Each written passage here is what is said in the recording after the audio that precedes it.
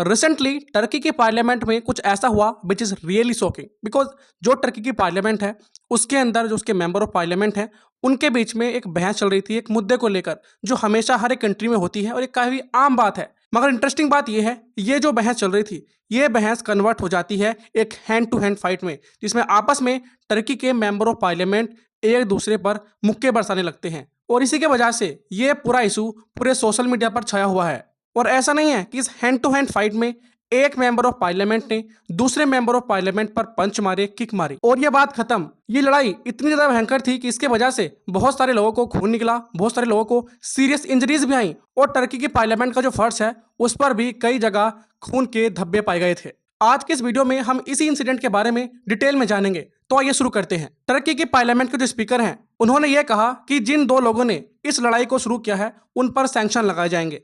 कुछ दिनों पहले एक ऐसा इंसिडेंट मालदीव्स के अंदर भी हुआ था। यह आर्टिकल 29 जुलाई सन 2024 का है जब ये न्यूज़ सबके सामने आई थी। मालदीव्स की पार्लियामेंट को कंपेयर किया जा रहा था एमएमए रिंग के साथ बिकॉज ये लड़ाई भी बहुत ज़्यादा भयंकर थी क्योंकि इसके अंदर जो मालदीव्स के मेंबर ऑफ पार्लियामेंट हैं उन्होंने एक दूसरे पर पंचेस बरसाए, लात घुसे चलाए और एक दूसरे के बालों को बुरी तरीके से नोचा, जिसके बाद ये खबर भी बहुत ज़्यादा वायरल हुई। अब आप बोलोगे कि ये बात तो काफ़ी कॉमन हो गई है, इसी साल ये मालदीव्स में हुआ, अब ये टर्की में हो गया, अब कुछ दिनों में कहीं और हो जाएगा। तो इससे क्या हो रहा है? ये तो काफ़ी कॉमन चीज़ है। देखो मैं आपको एक बात बताता हूँ, ये जो कुछ भी आज टर्की के अंदर हुआ है इसके वजह से टर्की की जो इमेज है पूरे वर्ल्ड के सामने उस पर इम्पैक्ट पड़ेगा बिकॉज टर्की एक one of the powerful country है और जब एक पावरफुल कंट्री के अंदर ऐसी बात होती है तो उसका मजाक पूरे संसार में उड़ाया जाता है। उससे पहले मालदीव्स के अंदर जो इंसिडेंट हुआ था आप उसकी क्लिप देखिए।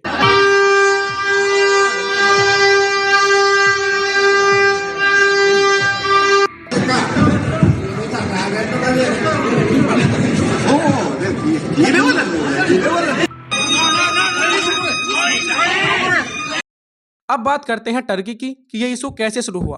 टर्की की पार्लियामेंट के अंदर एक ऐसे व्यक्ति की बात चल रही थी जो ऑलरेडी टर्की का एक मेंबर ऑफ पार्लियामेंट है बट किसी वजह से उसको जेल में डाल दिया गया था और उसी को लेकर टर्की की पार्लियामेंट में बहस हो रही थी। एकेपी पार्टी जो आज टर्की में पावर में है उसके एक मेंबर ओजलान ने अपोजिशन पार्टी के एक लीडर अहमद सिक पर मुक्के बरसा दिए बिकॉज उन्होंने गवर्नमेंट को काफी क्रिटिसाइज किया था कि उन्होंने अटेले के साथ जो ट्रीटमेंट किया है दैट वाज नॉट फेयर। अब ये अटेले कौन है? अटेले के बारे में जानने से पहले आप ये क्लिप देखिए।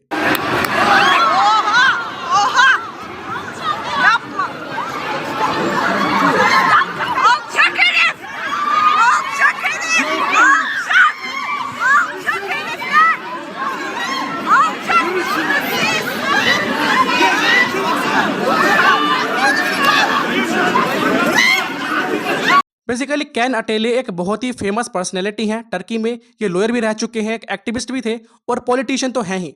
इन्होंने बहुत सारे केसेस लड़े हैं और जिस एमपी की हम बात कर रहे थे कि वो जेल में है और उनके बारे में पार्लियामेंट में बात चल रही थी वो कैन अटेले थे। इन्हीं के ऊपर बोलते हुए अहमद सिक गवर्नमेंट को ये कह देते हैं कि इसमें कोई सरप्राइज की बात नहीं है अगर आप अटेले को एक टेररिस्ट कह दो, क्योंकि आपने ये बात पहले कई बार कह दी है। और इस लड़ाई को और ज्यादा प्रवोक करने का दूसरा मेजर रीजन था कि अहमद सिक ने साफ साफ टर्की के पार्लियामेंट में यह कह दिया था टर्की में जो सबसे बड़े टेररिस्ट हैं वो और कोई नहीं, जो आज पावर में है वही सबसे बड़े टेररिस्ट हैं।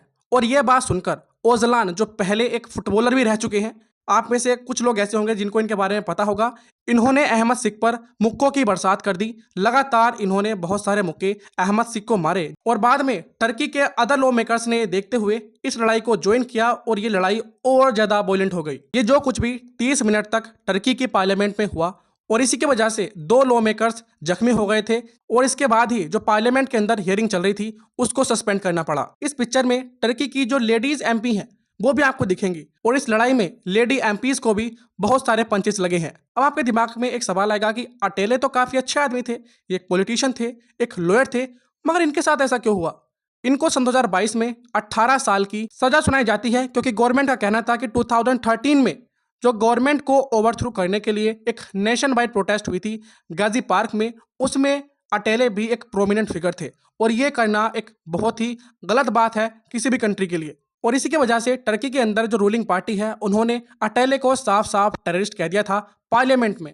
अब अटेले तो सन 2022 में जेल में चले गए, मगर जेल में रहते रहते भी उनको टर्की की पार्लियामेंट का एक एमपी इलेक्ट कर लिया जाता है, जिसके बाद जो एर्दोगन के सपोर्टर थे और जो अपोजिशन पार्टी के लीडर्स थे उनके बीच में एक कॉन्स्टिट्यूशनल क्राइसिस आती है। आपने उसके बारे में सुना होगा लास्ट ईयर। ये बात जनवरी 2024 की है। अटेले जेल के अंदर थे but still he was the member of parliament, और जुलाई 2024 में अटेले से जो उसकी सीट थी मेंबर ऑफ पार्लियामेंट की वो छीन ली जाती है बाय द कोर्ट।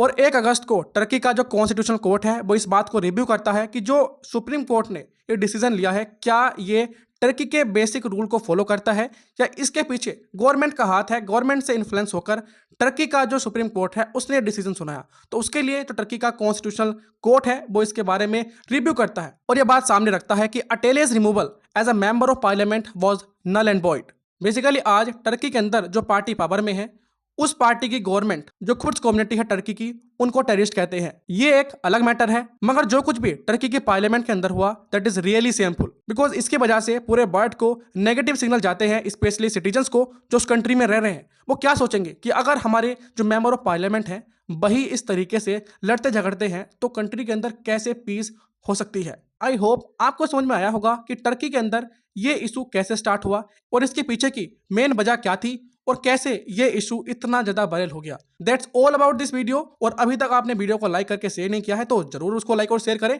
अगर आपको अच्छा लगता है तो। अगर अच्छा नहीं लगता है तो आप डिसलाइक भी कर सकते हैं। That's all about this video. जय हिंद।